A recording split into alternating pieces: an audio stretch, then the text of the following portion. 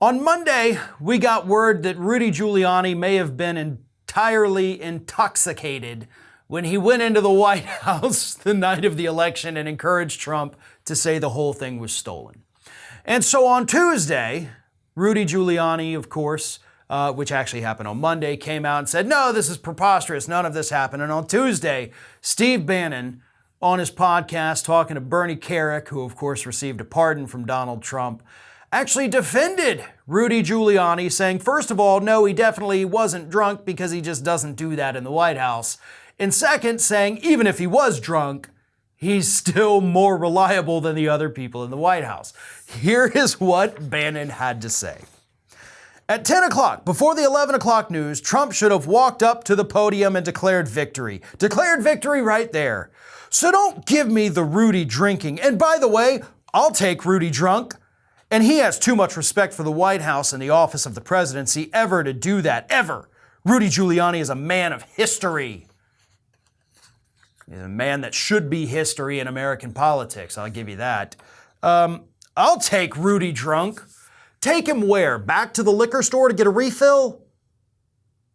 Look, I wouldn't trust a sober Rudy Giuliani. We have seen what that man does.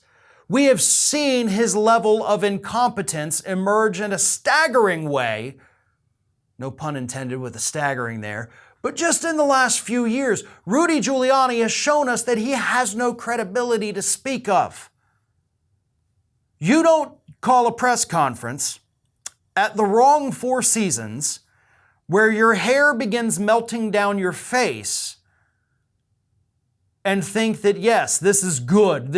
I'm kicking ass here. I'm really making the case that the 2020 election was stolen. And this is the man that Donald Trump was relying on. And Steve Bannon's like, I'll take that all day. Of course you will, because you're a giant grifter.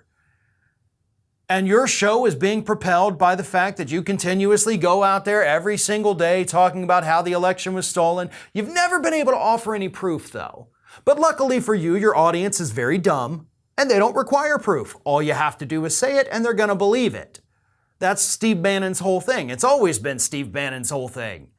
You just make shit up, and then, hey, everybody's going to believe it, so why not just keep going with it? It's going to make me a lot of money. So that's what he does. But Rudy Giuliani, drunk, sober, doesn't matter, should not be trusted. That man has proven time and time again that he has no idea what he is doing anymore. He's washed up. He is a failure. He's a shadow of the man he once was when he actually held a political office. And it just blows my mind that these conservatives can't even admit to that. Rudy Giuliani, for the record, could have gone out on top, right? Mayor of New York during 9/11, he emerged as a national hero, international hero, to be honest with you. Everybody forgot all some of the horrible things he had done as mayor prior to that. And if he had just left office after that, not gotten looped in with Donald Trump, not run for president in 2008, guy would have been fine. Still would have been revered, would have been this figure that everybody remembered in a positive light.